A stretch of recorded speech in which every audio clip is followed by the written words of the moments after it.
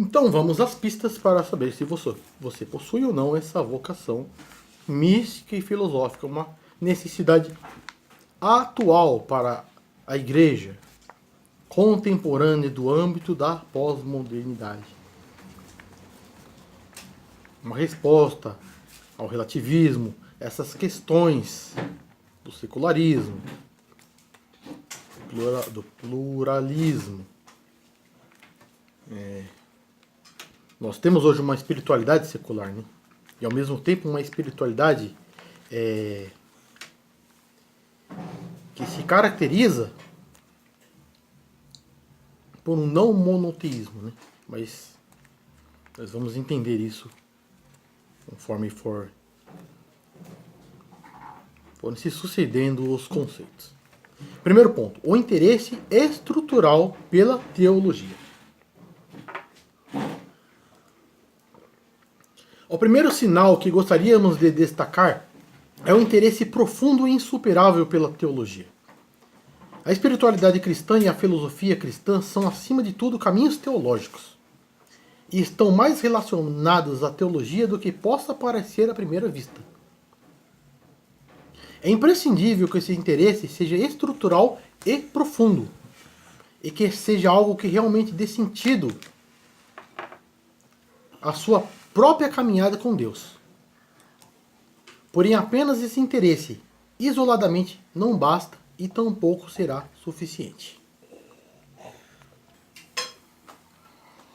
Segundo ponto, segunda pista para o seu chamado. O interesse estrutural pelo pensamento. Uma característica inconfundível da vocação mística e filosófica é o fato de que aquele que nela está inserido não apenas se interessa por algumas questões importantes do pensamento, mas é alguém que tem a capacidade de pensar ininterruptamente. Isto é, alguém que tem um interesse abrangente pelos significados da existência. Alguém que esteja pronto para enfrentar questões difíceis e enigmas essenciais da existência humana e não se intimide com isso, mas antes tenha renovado interesse pelo escrutínio filosófico, pela arte de nunca desistir de aprender, mesmo que não ame o conhecimento em si, mas o Deus que nele se revela.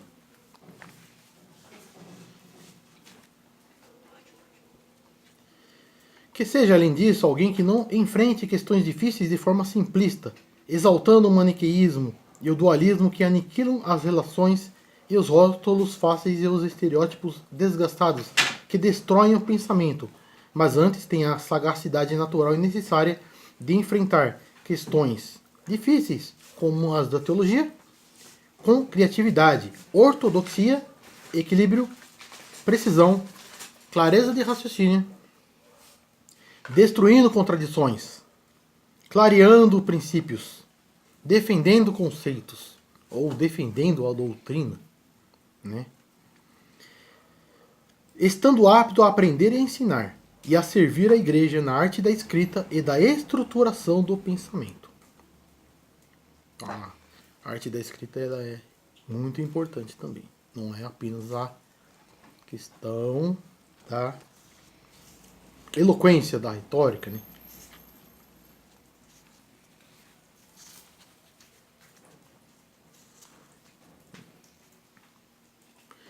Para a vocação da qual estamos tratando, não basta, porém, que o interesse seja apenas teológico.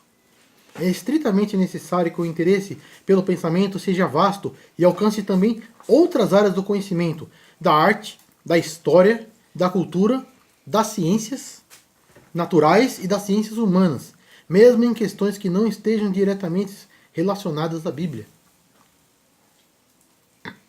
É natural que em uma conversão radical, alguém que tenha interesse pela cultura e pelo raciocínio abandone essas questões e passe a olhar para o mundo com um olhar biblicista ou então com um olhar eclesiológico. O que é isso? Biblicista.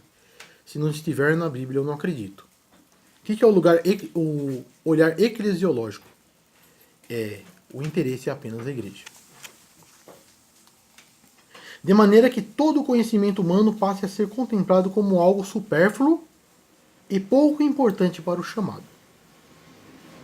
Isso é natural em conversões radicais, onde até mesmo a própria identidade pode parecer ameaçada e irremediavelmente perdida.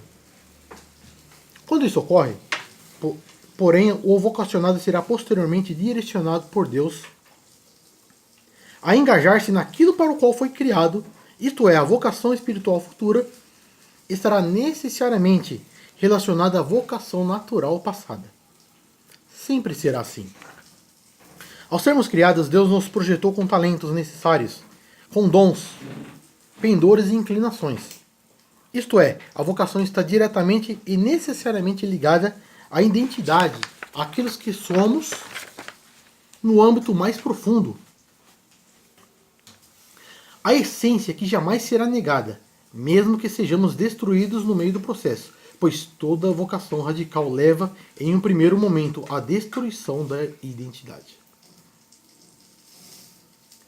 A vocação está intimamente conectada com os nossos dons, mas ela é, mais do que isso, algo que se relaciona com a santidade, a qual não é uma característica do chamado, mas a própria definição. Pois o que define a vocação, isto é, a essência do chamado, jamais serão nossos dons, o ministério ou a nossa missão no mundo, mas a santidade, que é a própria definição da vocação. Nós não vamos aprofundar essa questão nesse momento, mas ela é essencial e em outras obras falaremos disso.